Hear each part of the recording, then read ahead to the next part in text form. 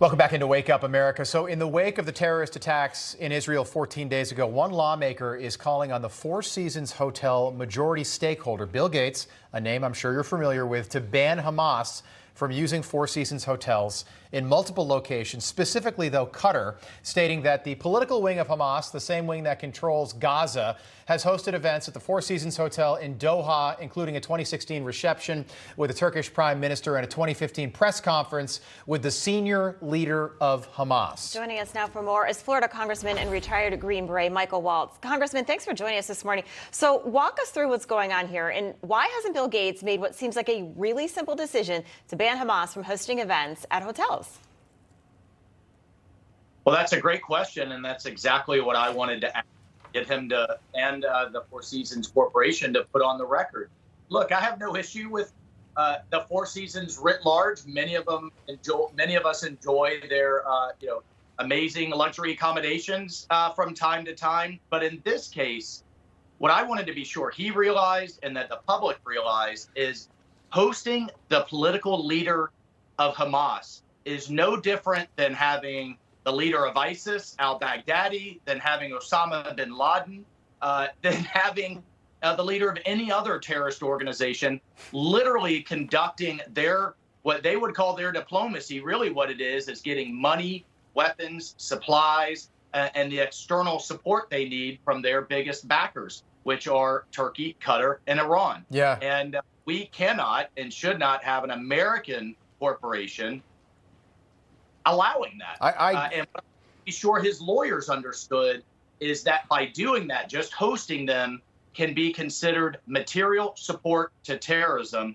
under the Foreign Terrorist Act.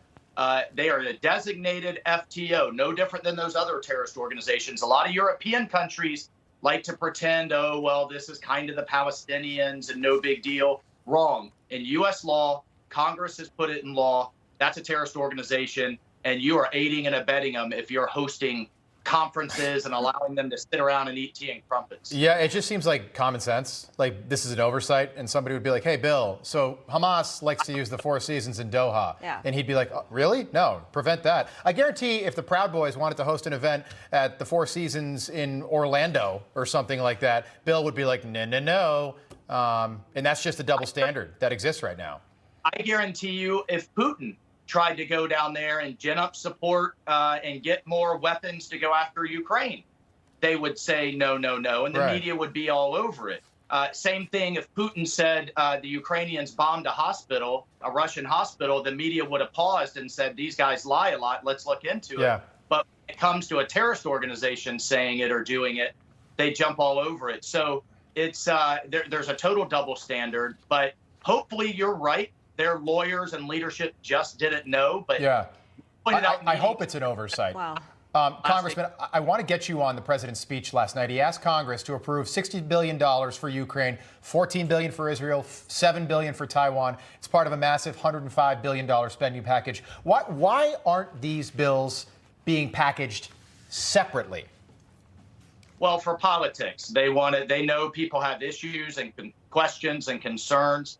And so if you, like I am, are saying, OK, what's the strategy to win in Ukraine? How long is it going to take? How much is it going to cost? What does victory look like? Is it Crimea, the Donbass, what have you?